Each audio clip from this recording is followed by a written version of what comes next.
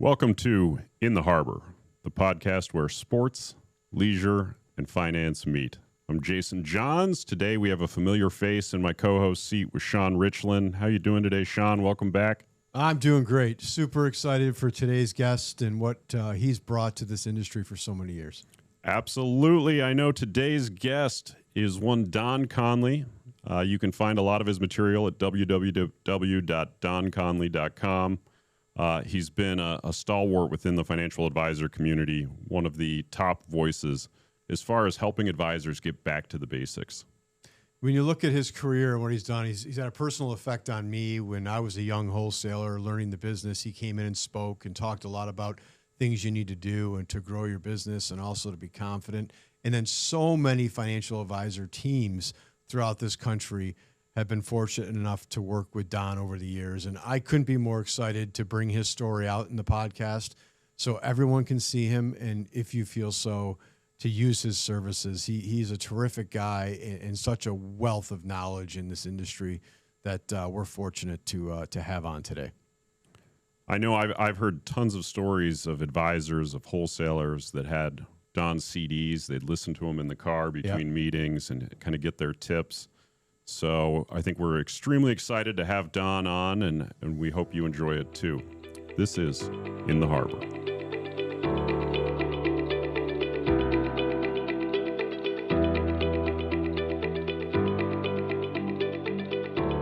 Hello, Don. Welcome to In the Harbor Pod. How are you doing today? I'm doing fine, Jason. Thank you. How are you doing? Well, no complaints on my end. We're very happy for this discussion. I know you've spent decades talking to financial advisors about some of the soft skills and really educating people around the human aspect of being an advisor for families and individuals. Yep. But I think to kick it off, why don't we talk about your early career and how it kind of morphed into this passion? Well, like all great things in life, it happened by accident. I think you meet your mate by accident, and just certain things that are very fortuitous happen when we don't expect it. I got out of school, believe it or not, in 1967, Jason, that long ago. And I went to a small liberal arts school, went to Bucknell. I was a liberal arts major with no discernible skills, and I was looking for a job. And I literally saw an ad in the paper, sell mutual funds. And I said, well, maybe I can be a salesperson. Maybe I can do that. And that's how it started. I answered an ad, got a job. I think today it'd be hard for someone 21 years old to get hired, unless they're on a team, but it was different in those days. And I got hired and off I went. Haven't stopped since. Wow, 1967. Ad in the newspaper. We don't have that anymore either. That's a good point. Yeah, everything's digital. So LinkedIn and ChatGPT to write your resume. True. So how did you transition from that side of the business through various roles and then eventually to coaching? I don't want to bore you, but real quickly, those days it was commission only. It was very lucrative, but it was commission only. There was no such thing as building a business. It was all transactional. So the old cliche was, if he can sell or she can sell, she can manage. So I became a branch manager of a wirehouse in Boston. And then I wasn't particularly good at it, didn't particularly enjoy it. An opening occurred for a small mutual fund company called Colonial Funds. Sean, you may remember that. Yeah, I don't know if you remember sure. Yep. Absolutely. Which became Liberty, which became Columbia Threadneedle. But I was a national sales manager at Colonial. I ended up leaving Colonial to go to Putnam. And Putnam back in the day had some problems with some funds that weren't performing well. The government funds, if you remember that era. And the president of Putnam said, well, you've been an advisor. You've been a stockbroker and advisor. Why don't you, I was managing wholesalers at Putnam. Why don't you give up managing wholesalers? Why don't you go out and talk to people? Just become an ambassador and to try to repair some damaged relationships. We were number one at Merrill Lynch at the time. We fell to number 12. We were behind Delaware funds and smaller companies. And so I went out and I just started talking. It was almost like Christmas help, Jason, but it morphed into a job. I never stopped.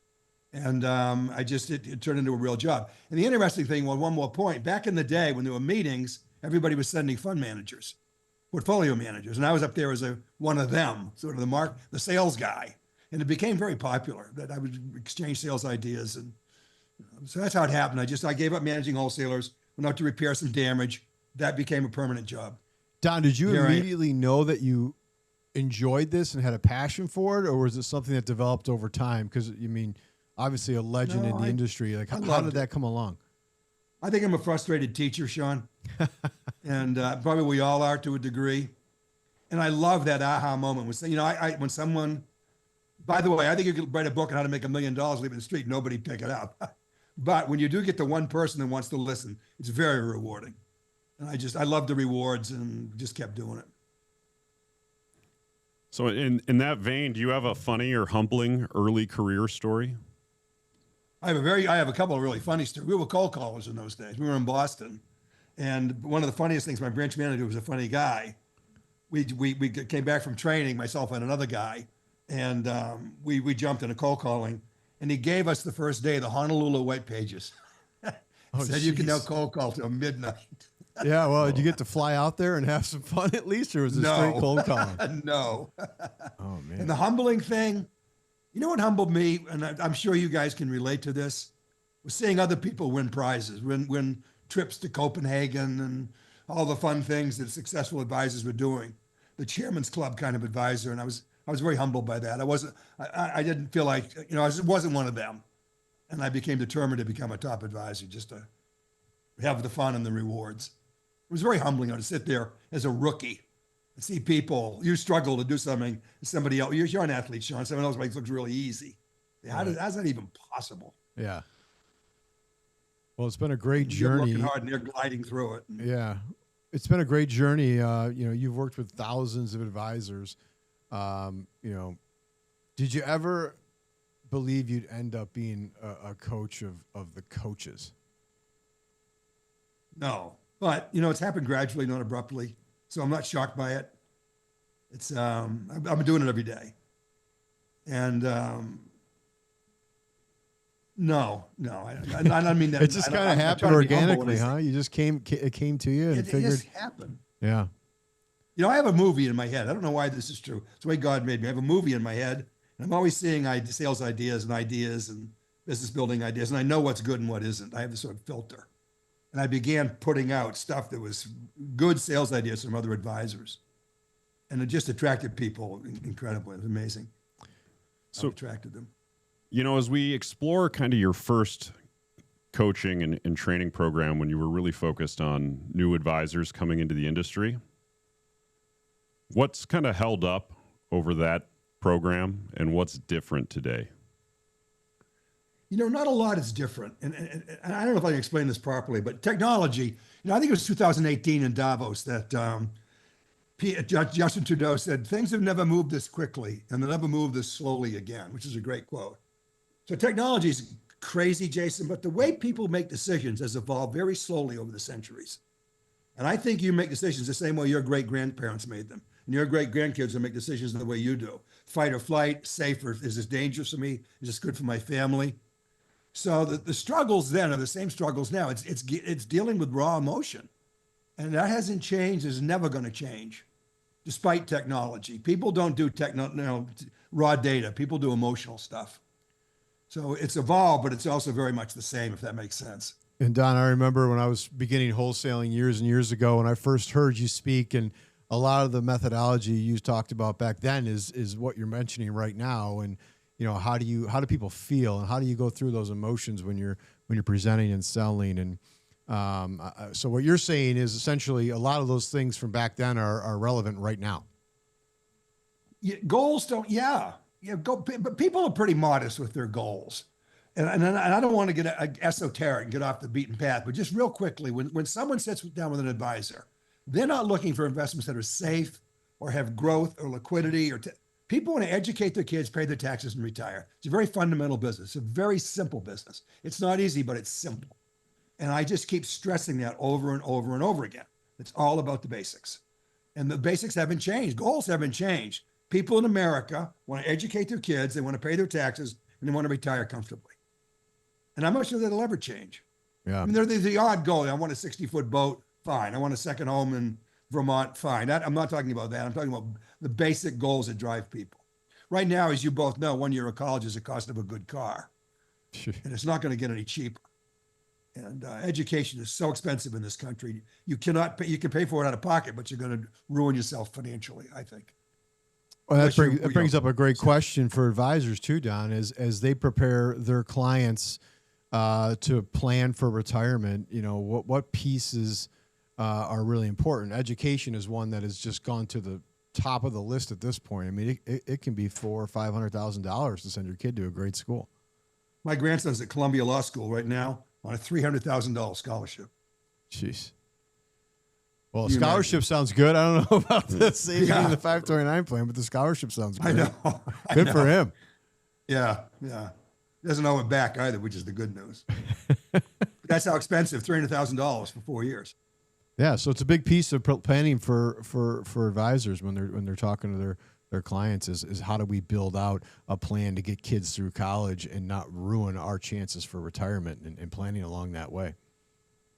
Yeah. I tend to break financial planning into different components. One is retirement planning. I think family income, certainly. Taxes, the risk families have to take. Too many advisors stop at retirement. It's so much deeper than that.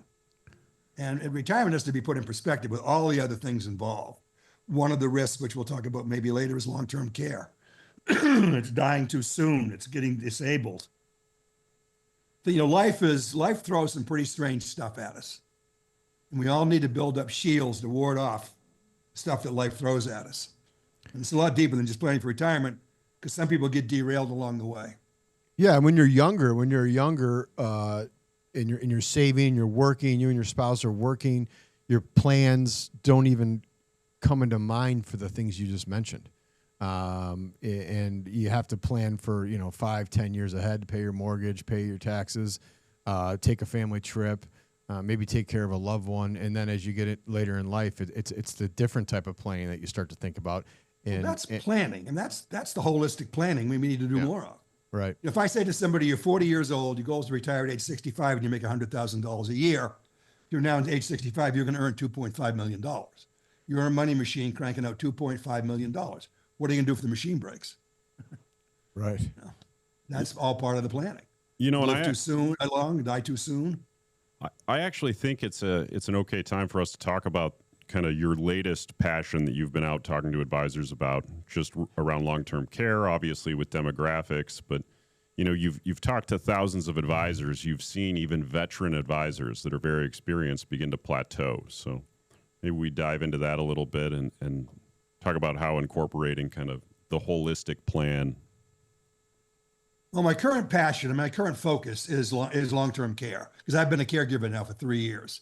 And I had no idea of the emotional toll, the financial toll, the physical toll of caring for a loved one. It doesn't matter if it's in-home or in a facility. And what I don't want to see is advisors get blindsided when a family says, hey, you didn't tell dad about long-term care. That doesn't sit well with me. And it's also true of the long goodbyes, Alzheimer's, Parkinson's, ALS. If we don't tell people, that can come back and bite us. So I'm trying, it's almost like, I don't know, visible is not the word, but an iceberg out there waiting to derail a lot of plans. I formed an alliance with a company called Assured Allies, because they make buying long-term care easy. There's no rising premiums. Everyone gets insured. It's a pretty good product. But for that simple reason that the two dangers are, number one, families get devastated financially, but number two, the advisor gets exposed for not presenting it. Right, and they can lose sight of the holistic plan, focus just on retirement investing, and forget about everything else that goes along with that, or what can disrupt your retirement plans.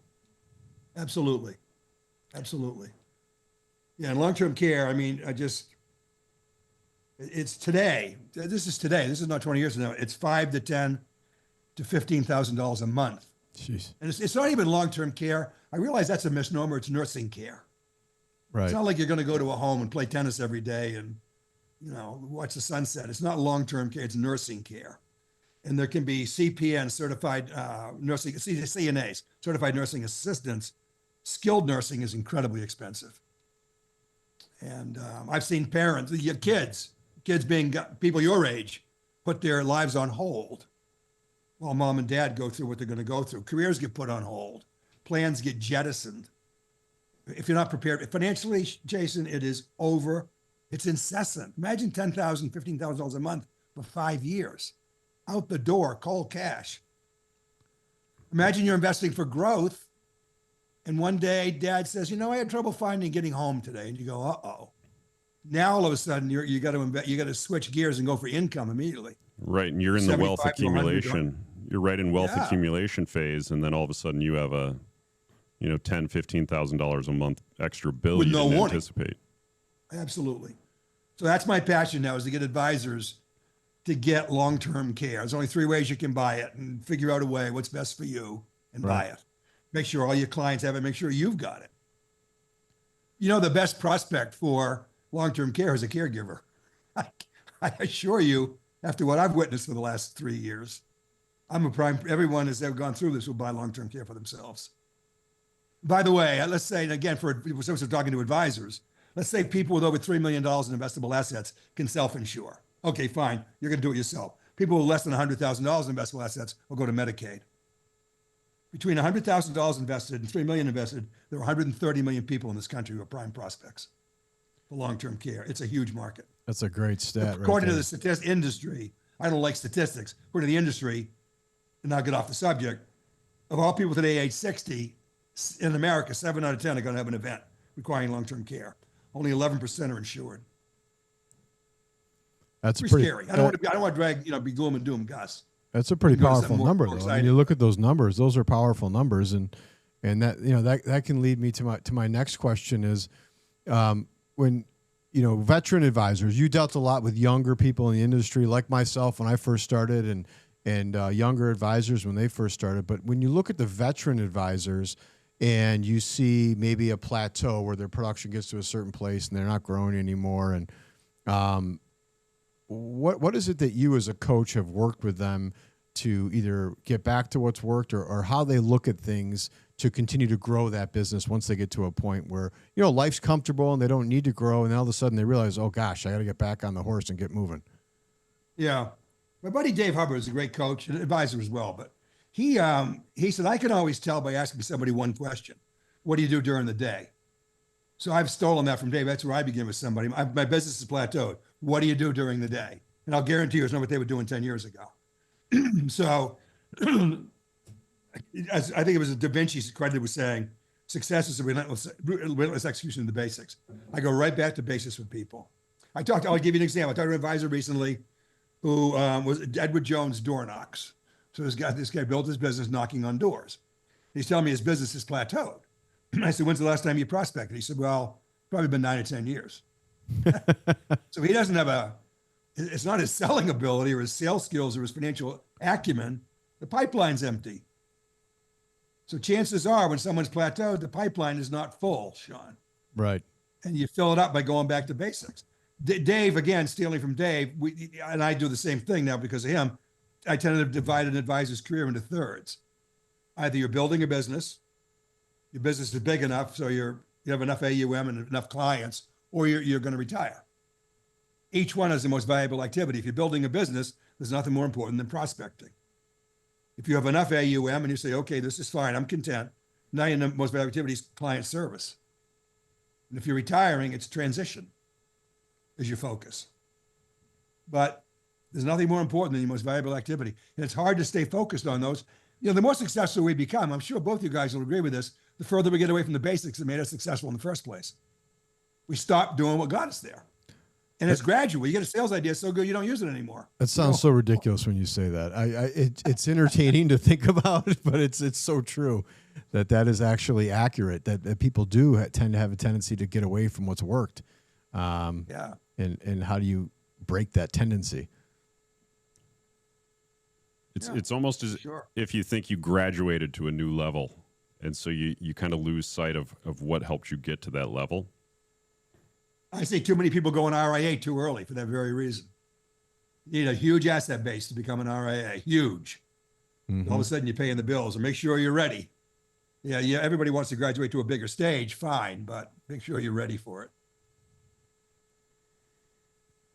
So, one thing we see advisors struggle with, we're in the human business after all, and it can be uncomfortable, kind of finding those icebreakers or talking to strangers for everyone, no matter how outgoing you are. So what have you seen around that and kind of the fear of approaching strangers? It's enormous. The fact that the biggest social phobia, Jason, probably is public speaking. It's a big fear, but I think the second biggest fear is a fear of meeting strangers, especially when we're young and technically oriented and very comfortable looking at an iPhone or an iPad. All of a sudden, we have to have these social interactions. It's frightening to a lot of people, and people just don't. They're not. You know, the problem is people are voice activated. If you want to meet them, you got to go start the conversation, and it's very, very difficult to do for a lot of people. I think you two guys could probably walk in a room, hold your head up, know everybody's name within 5 minutes. That's rare. It's also generational, by the way. It's the way you grew up. You didn't grow up with iPhones and iPads, and but as a kid, you were your parents that go in there and shake hands with the company. You know, there's been a lot of noise around the change in prospecting being more digital, more direct marketing, not so. I guess the old school way of doing it would be holding seminars or events to get in front of people. Do you have any thoughts on that and how that's changed? And does that work into your comments there? Well, see, I think in my experience, there's no one method of prospecting that works very well, but they all work. And the idea is to pick one and stick with it. That's the most basic fundamental thought. Stop jumping around. Today, I think most people are using LinkedIn. The paid version of LinkedIn seems to be the number one way. But client seminars are coming back, Sean, believe it or not. Client events are coming back. And they're getting popular again. I think they disappeared obviously because of the lockdown. Right. Now people are starting to come out again. In fact, I have an advisor friend, very, very successful guy, very successful. His biggest client event of the year is how to read your statement. He holds 12 client events a year. And how to read your statement is always number one.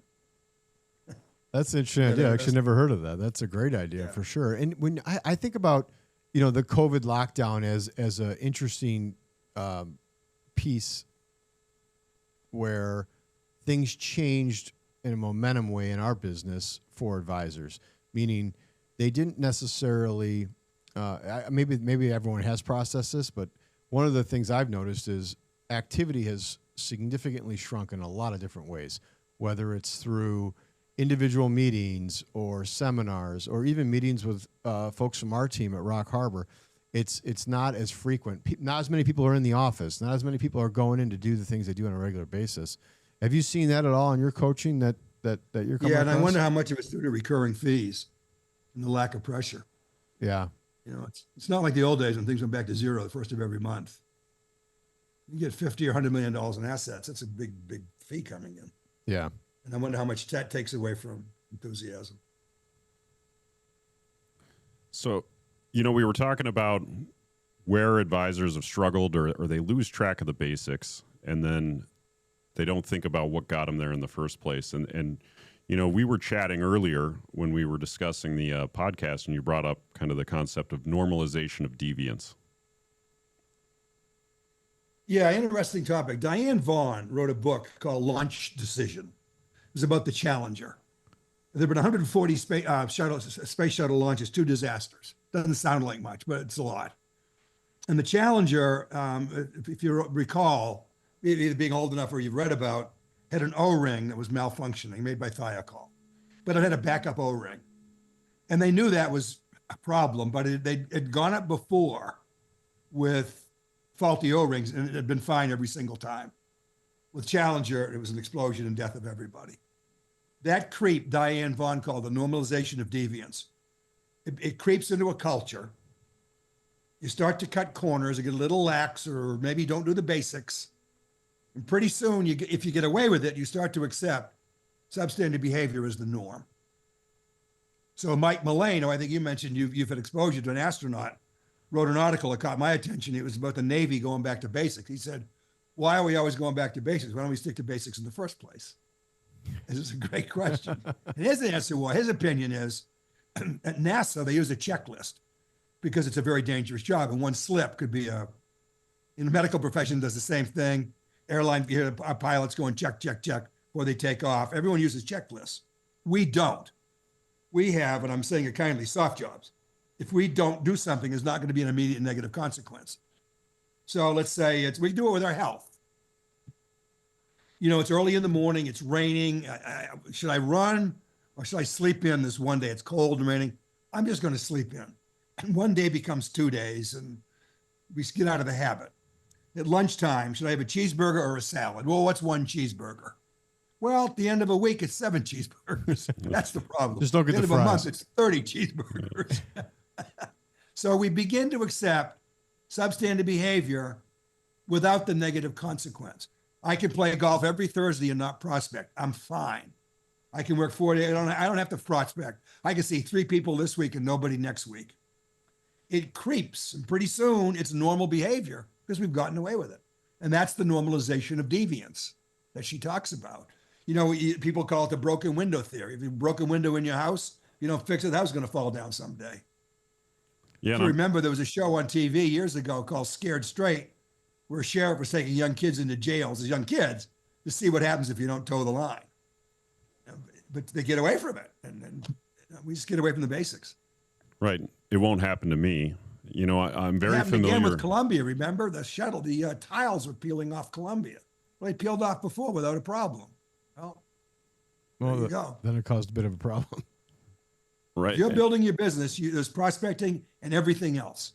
And you have, in fact, I'll tell a story if I may. Of course. Jerry Seinfeld's one of the great joke writers of all time. A software engineer wrote an article, said he was trying to become a joke writer and a comedian. And he ended up in the green room with Jerry Seinfeld one day. And he said, "How do you write such great jokes?" And Jerry Seinfeld said, "Well, I don't write jokes. First of all, I write about my family because they're all crazy. And the jokes emerge. I just sit down and write." He said, "If you want to be a great writer, so go before you start, buy a data glance calendar and a black magic marker. Then begin to write. And every day you write, make a black X on that calendar, even if it's only 5 minutes. But you can't skip a day. If you don't skip a day, pretty soon that's going to look like a chain link fence. The key to becoming a great joke writer, Jerry Seinfeld says, is don't break the chain." Well, equate that to prospecting. I won't prospect today. I'm going to go play golf. No explosion. We get away with it. I'm not going to prospect tomorrow either. We can't. So go out and buy a magic marker, a data glance calendar, prospect every single day and make an X. And don't break that chain. No, and I think it's a really interesting concept because it can be universally applied across careers, across focuses. I know I first came across it in the fire service. They had a class on normalization of deviance, and it was something as simple as you needed an extra foot of lift, so you use that top rung that says "do not step," and nothing happens. So then it just that's what you do from then on until somebody gets injured.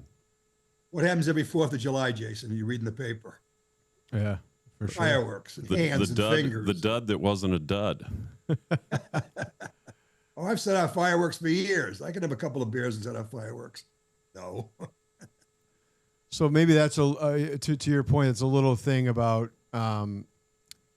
examples of maybe teams overlook or don't think about that can help them to grow their practice. Getting back to those, and that's something that you've worked on your coaching when you go coach teams. And you know, there's been so many success stories of Don Connelly working with teams and making them more efficient, more productive. But some of it is just holding them accountable to doing the things that work or have worked in the past and sticking to it. Yeah, help them set goals. Everybody wants to succeed, but there's a price to be paid. And so, yeah, I try to help people set goals and I hold them accountable. I think that's an advisor's job with their clients. She's got to help them set goals. We don't manage money. We use the Black Rocks and the Vanguards. She's got to help them set goals and hold them accountable till those goals are reached. Behavioral coaches, in a way, in that sense. Yeah, it's I think you had mentioned it's like using a trainer instead of getting a gym membership. Getting a gym membership is a great idea, but if you don't have someone to train you, you might not show up. People buy treadmills, I say it all the time, and hang neckties on them, blouses and neckties. Get hung up on treadmills. Or you get the gym membership and you just use the steam room and the sauna and feel like you did something worthwhile. So then the old executive workout. Just go sauna, steam room, shower, and get out of there. Yeah, sweat it out.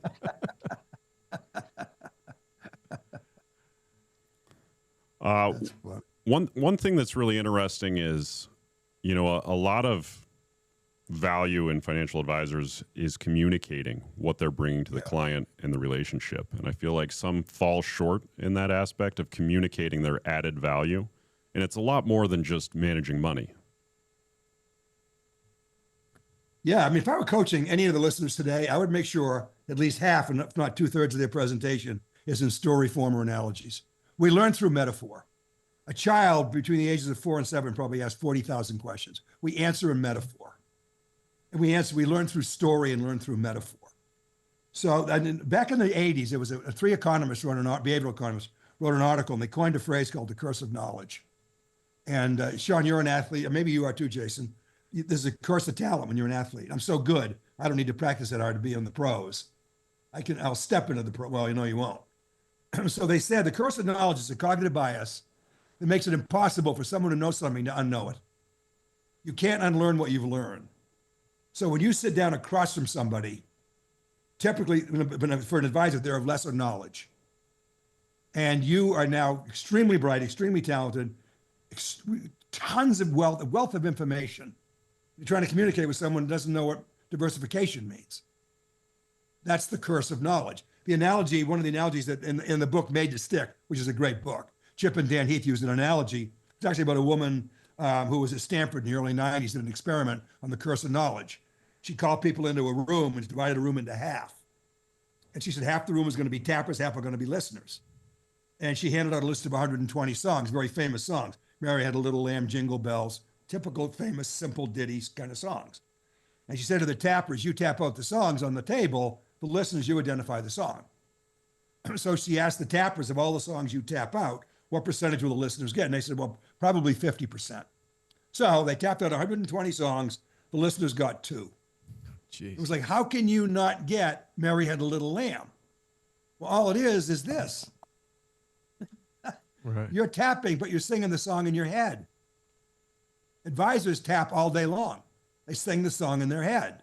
Financial plan will get you retired. Diversification means this, and asset allocation, and buy quality and be long-term. That's singing the song in our head. And all they're hearing is this strange tapping. So communication problems exist when we fall prey to the curse of knowledge. And there's only one way to get out of it. And that's to use stories and analogies to explain your data. People don't do raw data. Again, I don't want to pontificate, but financial advisors, as whoever tells the best story wins, Annette Simmons would say, we're objective thinkers. We think in numbers. Clients are emotional and think in story form.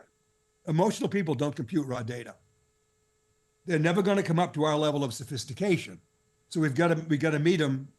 We've got to create a language we both understand. They're not going to hear the melody. All they're going to hear is the tapping, unless we speak a language they understand. It's not dumbing it down. We've got to make our speech so elegant that everybody understands every single word we're saying. And we say it through story and metaphor. And brevity, it's part charisma. It's brevity. It's crystal clear communication. Stories help us form an emotional connection. According to Forbes, it's an old, well-accepted fact now. Forbes magazine wrote about it recently. People are 22 times more likely to remember a story than raw data.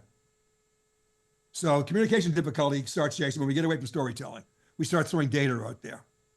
And you get an objective person trying to speak to an emotional person, doesn't work. You've got to, in the books Made to Stick, they call it, got to create a sticky language.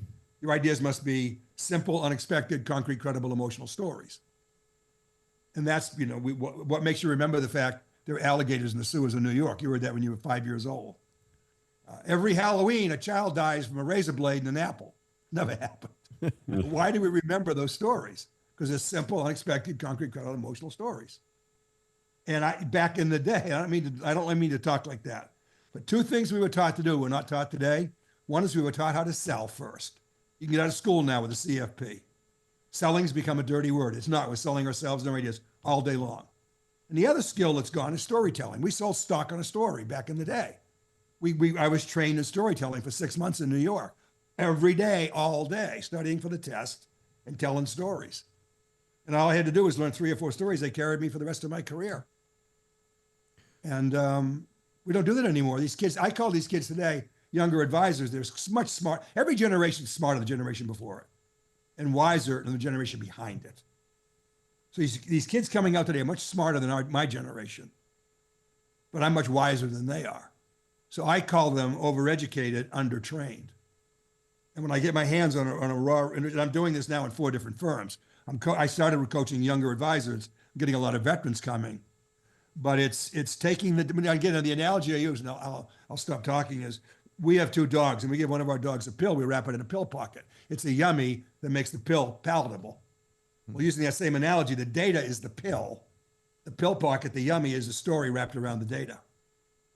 And people will remember that and react and get emotional. And you tell a story about dad saving the family, and dad's the hero because dad's got life insurance, and dad's got long-term care, and dad's saving money every month. Dad's a hero. That's a great story to tell. And I'm going to ask you a question, Jason, and then I will stop because this is up your alley. A young mother walking down the street in your town, holding a baby, an infant, has to tie her shoe. Would you hand the baby to a stranger? That's a great question because I'm visualizing it, and I think in some capacity, yes, I'd like to believe yes, but I don't know. I would say no. Would you hand the baby to a fireman? Yes. Why? Because she trusts him. Why? He's a public servant, putting his life on the line, and every story we've ever been told about a fireman's a positive story, isn't it? It is. They run toward danger. They work with kids at Christmas time. They work with special needs kids and orphans. Firemen truly are America's heroes. Wow, Jason, We've been thank told you. that from day one. Everyone's happy when the fire department shows up. The police, not the same story. Yeah. But everyone's got a story about firemen. They're hero. That's the stories we hear. It's the lore. Sure. So That's what convinces people. Don, on this point, I want to get to, it sounds like from your experience of working with teams and understanding the ecosystem of building a successful practice is the folks that focus on really succinct stories, getting back to the basics of prospecting or whatever phase they're in their business. They're the ones that you see take the business to the next level. Absolutely. Absolutely. No question. No question. Yeah, I thought I'd give you one example of brevity. A friend of mine, I don't know if I mentioned this to you, Sean, or not. I think I did mention it too. But as a doctor client was going to retire and run his own account and focus on getting good at golf. My friend said, if you run your own account, you'll never get good at golf. Yeah, just too much time, my friend. I tell people, that's the way I use. I say, look, I'm 79 years old. I've been getting my hair cut once a month for 79 years. I don't know how many haircuts it is, but it's a lot of haircuts. You know what I do when the guy's cutting my hair? I sit in a chair, look in the mirror, and watch the guy cut my hair. So I've watched my hair being cut 12 times a year for 79 years. I still can't cut my own hair. And you're going to manage your own portfolio? I don't think so. That's a great analogy. Yep, that is definitely, that's a good one. I think we can all relate. Those things people remember. People remember that story forever. Versus the statistics of the Dow Jones Industrial Average. Yeah, I think it's finding how to build the simplicity out of the complicated is the trick here. That's kind of the magic, right? So how do you take something that's complicated and you have so much knowledge in and you've been diving deep into it for years and then whittle that down into a simple, succinct story? We all have an analogy. Yours is haircutting. Mine's if I go to get my car fixed, I have no clue what's going on. Just tell me what I owe at the end, and please make it run. That's the trick here, and building those concepts down to that simple story that can help to, I guess, ease your client's concerns. Well, get away from the technical, too. If you're having a conversation with your client about standard deviation, inverse correlations, they're not going to be following the conversation. No, they'll be lost. Again, can I pontificate? Do we have enough time? Yeah, let it rip, Don. There are 2 guys we all should thank. His name is Rudolph Flesch. The other guy is J. Peter Kincaid. Rudolph Flesch made his bones in the 30s and 40s and the 50s, making things easy to read. Simplicity was his venue. If you go back a couple centuries, sentences were a paragraph long. They've gotten shorter and shorter and shorter. The New York Times, as an example, is written at a 10th grade level. Florida was the first state to make car insurance written at a 9th grade level. So everybody can understand the car insurance policy. That's what he did. Years later, a guy named J. Peter Kincaid was commissioned by the U.S. Navy to help write manuals for the Navy. Now, in the Navy, there are people that went to Northwestern. There are people that dropped out of school in the 3rd grade or never went to school at all. How'd you write a manual everybody can read? So he enlisted Rudolph Flesch. And they did the research and they found, among other things, that at least 80% of America can read at an 8th grade level. That's Harry Potter. So if you can speak and talk and write at an 8th grade level, 80% of this country will understand you. 4th grade is Gruffalo. That's Hemingway. It's Hemingway's genius. The minute you get above 8th grade, so these guys created 2 charts. One's a readability chart. One is a grade level chart. And you can go to Flesh Kincaid's website, copy and paste your presentation. I urge everyone listening to this or watching this, write your presentation down, take out everything that's not necessary. All that's left is necessary, and that's what people find compelling. Go to Flesh Kincaid, copy and paste. It'll tell you the readability level of your presentation. Or if you use Microsoft Word, in Microsoft Word in the top right-hand corner, there's a thing called Microsoft Editor. That's Flesh Kincaid. So what they said, and again, I'm just going to wrap this up real simply. In terms of remembering, monosyllabic words are better than polysyllabic words. Short sentences are better than long sentences. Sentences are better than paragraphs. The cat in the hat sat on the mat is extremely memorable. Monosyllabic, short, and to the point. As you said, Jason, now we'll talk about standard deviation. Few more syllables. So say the 2 advisors, one speaks at the college level, one can speak at an 8th grade level. Who's going to get the new account shown every single time? Yeah, more times than not, your client's going to be at a lower level. But that doesn't mean they're not intelligent. They're super intelligent. They're just not intelligent in your language. They're smart but not educated, is the phrase I use. Yeah. People that run the wealth in America is in small business. Everyone's biggest client didn't go to college. They went to high school, unless you're in Silicon Valley. And they started a business who worked every day for 40 years doing dry cleaning or whatever they do, road paving or electrical contracting. That's how you become wealthy in America over time. These aren't educated people, they're smart people. And if they don't understand it, they're not going to buy it, period, end of story. So I find when people look for an advisor, they're not looking for information, looking for someone they can trust. It's not just what they're going to buy, it's who they're going to buy it from. That's a huge part of looking for an advisor. So when mom and dad, the first meeting, is people are focused on your authenticity. I used to, one way to do it is pretend you get these prospects are venture capitalists and you're trying to sell them your ideas. How would you do that? How would you get ready for that? You'd use small, short sentences. You'd be very clear. Yeah, exactly. So that's the first meeting. That's the first date.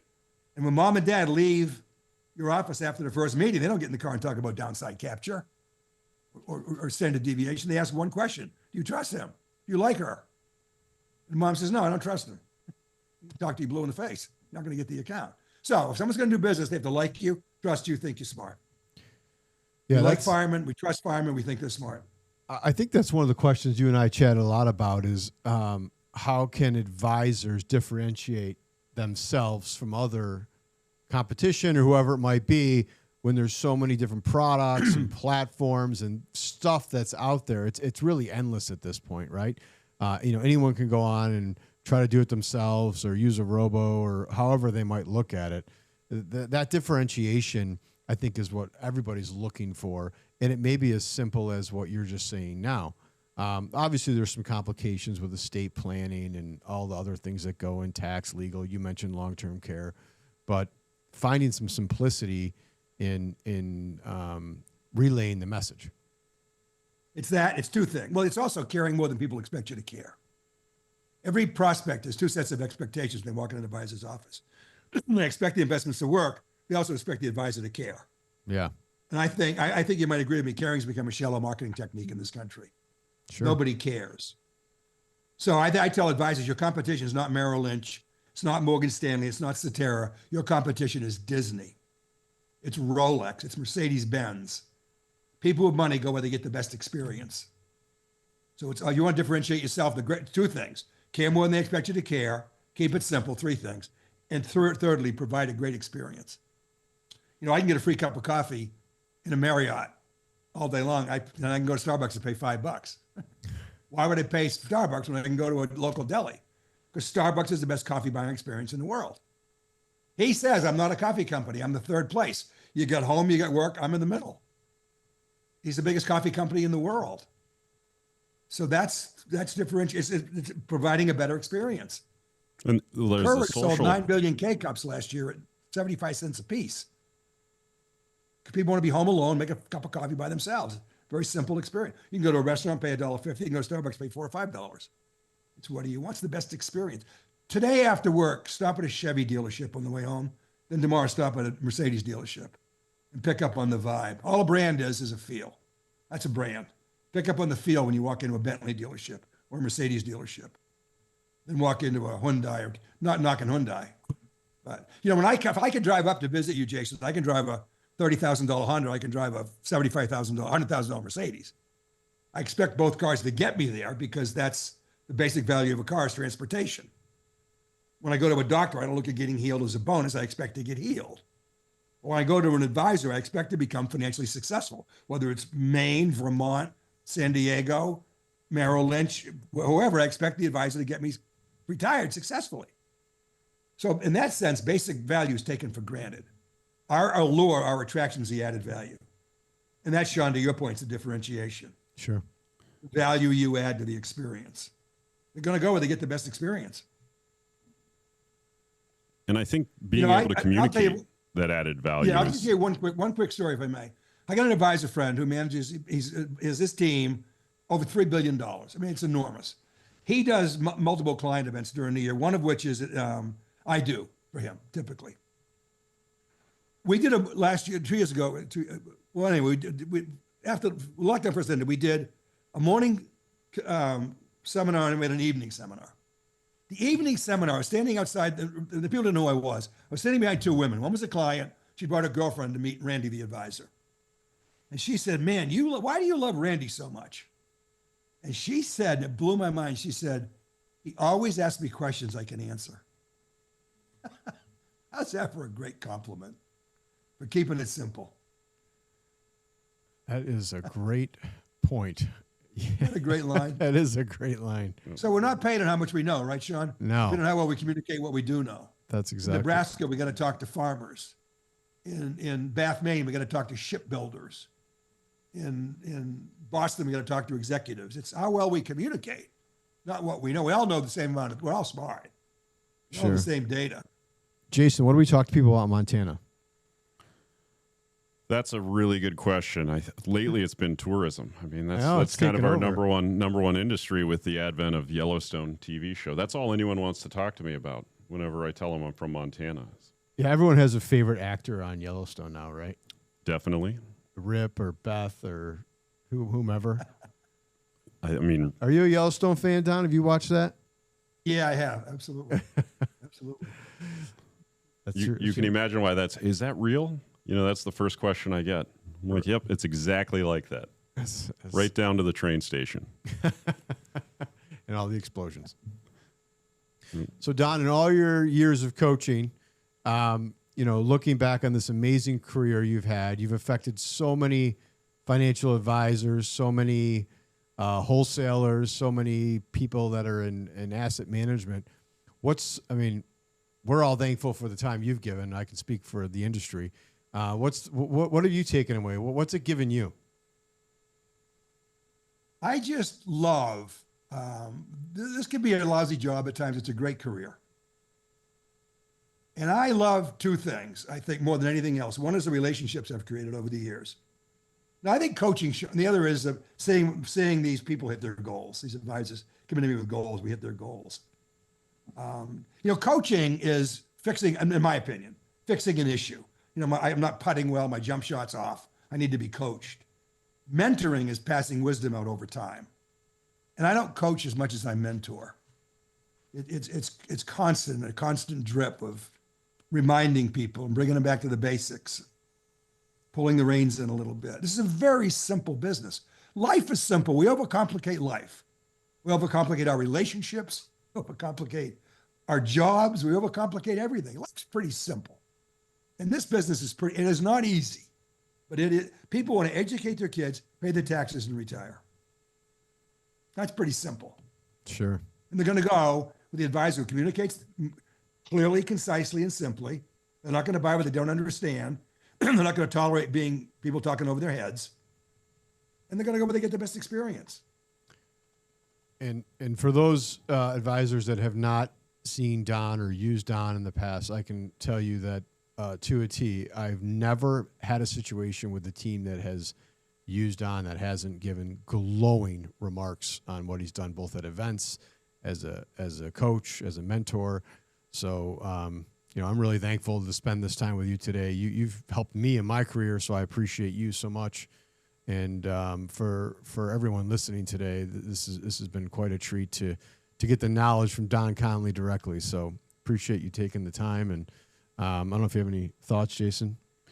No, I would agree. I mean, it's funny how simple it can be and how easily you can lose sight of the basics. And, like we talked about that quote, it worked so well, I stopped doing it.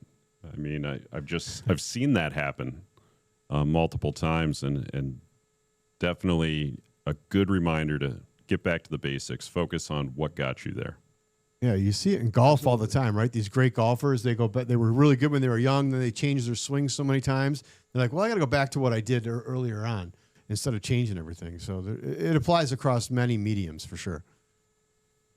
Yeah. Well, Don, I thought we'd wrap up with a little rapid fire question. However, the first one, I already know which direction you're going to go, being a New Englander, but favorite ballpark snack? Fenway Franks. How did I know? Nothing better than a Fenway Frank. Favorite sports moment as a fan or personal experience? Well, I will tell you, in high school, I pitched a 15 no-hitter and lost. Oh, whoa. A guy who's in our business named Peter Shimkus, and that stands out in my mind. Whoa. That's my favorite moment looking back. Step back a second. Can you say that again? Yeah, I pitched a no-hitter for 15 innings and got clobbered in the 16th. There was no relief pitching back in those days. Reliever was a rag-arm starter. Oh, my gosh. 15 innings. Well, I pitched in college. I pitched Friday night against Colgate and Saturday against Syracuse. Oh, that back in Bucknell, they didn't give you any break back then. Where were they feeding I never threw again. I burned my arm out that weekend. but that 15-inning no-hitter was such a cool thing to do. I loved it, every second of it. Were you a righty or lefty? I got pummeled. Pardon me? Righty or lefty? I was a righty. Did you throw, were you a flamethrower? You were throwing junk? What was going on back there? Flamethrower is relative because the batters kept getting up, catching up, and being better than me. Yeah, I was dominating when I was 8 years old. I was tough. Well, good thing the higher I went, the less tough I was. Good thing they didn't have these crazy bats the Yankees are using now. Everyone's hitting a home run. Oh, yeah. Didn't you call them bottle bats when you were a kid? Do you remember that? I do. The whole phrase bottle bat. The torpedo bats were like bottle bats. It's Don, you gave us a great piece on Made to Stick, but I would love for our listeners, if there's one book a young person in this industry can read that you find to be super helpful, what would that be? Well, certainly Made to Stick is up there, but another great book is The Art of the Sale. Philip Delves Broughton. Remember, he wrote a book about his freshman year at Harvard Business School that was so funny. But he went around the world and interviewed top salespeople, the top life insurance salesman in Japan, happens to be a woman, the top rug merchant in Morocco. He talked to salespeople. How do you do what you do? It's called The Art of the Sale. And another thing is anything Carmine Gallo writes. Carmine Gallo is a great writer in our business. Remember Peter Goober? Peter Goober? CEO, was he a CEO of Disney at one point? He wrote a book called Tell to Win. And he talked in the beginning about trying to convince the mayor of Las Vegas to bring in professional baseball, minor league baseball. And he had all the stats with him. And he told him why this would be so good for Las Vegas. And the mayor said, no, we don't need it. We are entertainment capital. We don't need baseball. And he walked out and said, you know what? I didn't tell him the story. I should have told him the baseball story, apple pie, Chevrolet, hot dogs. I didn't do that. I talked about the statistics. And I'll never make that mistake again. That's how he begins his book. Well, the Vegas Golden Knights have certainly done well in Las Vegas. Yeah. And I know the visiting team, it's always a rookie party. Every time they go to Vegas, it's good for fans to come too. So that was the story you should have told right there. Yeah, probably. I'll tell you one more story if I may. And before we have time for one more story. Yeah, Don, you can talk as long as you want. The best band of my lifetime, most lucrative and really most successful, was the Grateful Dead. And in the 60s, they outsold Aerosmith and the Beatles and Elvis Presley. They never really had a song played in the top 40. But they were different. You could bootleg their albums. They spent their money on equipment. They had a sound that was incredible. They did, in Watkins Glen in 1973, they played in front of 600,000 people. I had a buddy from Sarasota on stage with them that day with the Allman Brothers. 600,000 people. They played 2,300 concerts, made $300 million in the 1960s. Wow. So Jerry Garcia, the late great Jerry Garcia, was asked, "How do you become the best band in the world? What you do? How do you do that? You never had a song in top 40. You weren't popular. Or you weren't mainstream." He said, "We're not the best band at what we do. We're the only band doing what it is we do." Isn't that a great line? He said, "The Grateful Dead's like licorice. No one likes licorice. The people who like licorice really like licorice." So I would tell everyone watching this today, no competitive cloning. Be yourself. Be authentic. Provide a great experience. Be unique. They can't clone you. You are the difference. You come with a deal. That's a pretty good deal for people. That's terrific. Absolutely. And be sure to check out everything on Don Connelly's website. That is donconley.com, 2 N's, 2 L's. A lot of great material on